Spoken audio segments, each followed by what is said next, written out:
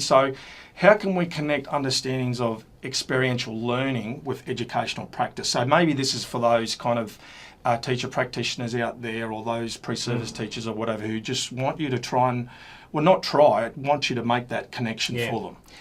Well, I think that when we're thinking about experience and thinking about education, it's the unit level that really is the most open to working with. If you take it down to the lesson level, it's a little bit too small. And I see many pre-service teachers who are tasked with just developing lessons who who fall back on classroom management in order to achieve the success of that lesson in a way.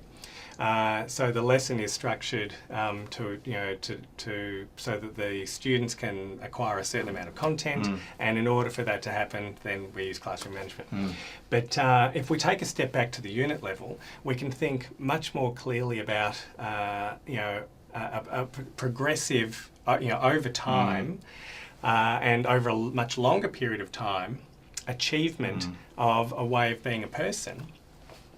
And ways of being a person that the teacher then can craft or comes to understand, because he or she understands and knows the students that he or she is working with, beyond just who they are as students. So understands what those young people, how their lives work, what do they talk about when they're not in class.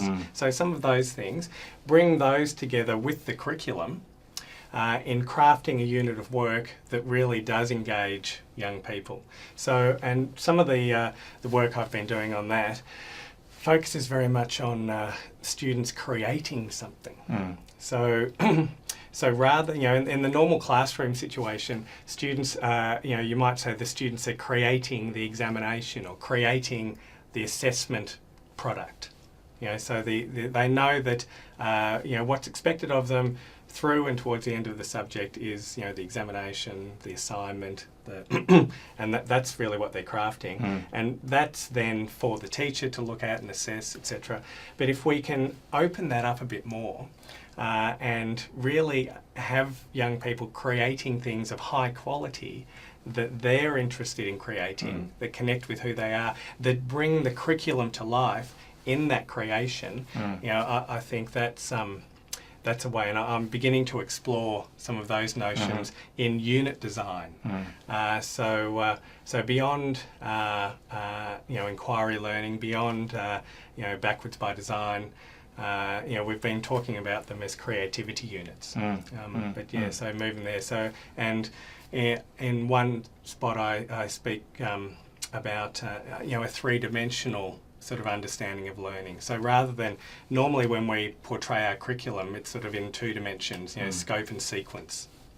And the person appears in that scope and sequence in a very limited way as, grade 6 person. So grade 6, they're going to be doing this knowledge and it's going to unfold in this way. So very sort of epistemic in its focus.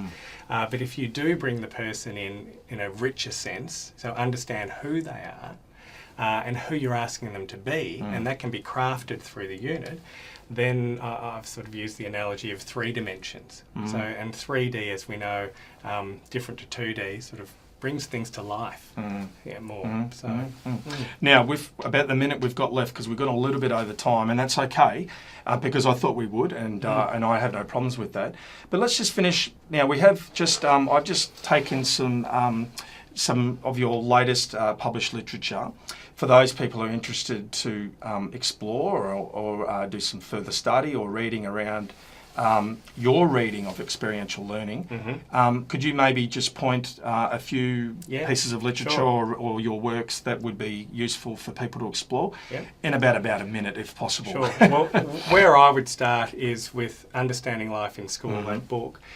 Chapters 3 and 4, what I've done in that book is bring together students' experiences of school camp with their experiences of being back at school in subjects, in sport, in school production, in music, etc. So looking at the whole picture of school from the perspective of a group of young people who actually live it So they're the ones who move through school. Teachers' perceptions of school, or teachers' positioning in school, isn't the whole picture. The only people who really move through the whole thing are young people. And chapters 3 and 4 of that book are very descriptive in a narrative sense, capturing the experiences of young people in those settings through the lens of ways of being. So if you're looking to sort of try to understand a bit further what we've been sort of talking about today, those chapters are good. And then around those chapters are a little bit more theory that explains some of the work on being, doing and knowing. The work on creativity units is something that we're doing now. So we haven't actually published on that. Yeah, sure. In terms of the purposes of education and deeper understandings of that, this book, Education, Experience and Existence, while the bulk of that book is fairly heavy philosophy, the last chapter does draw on some ideas to do with that connect, much better back to the school.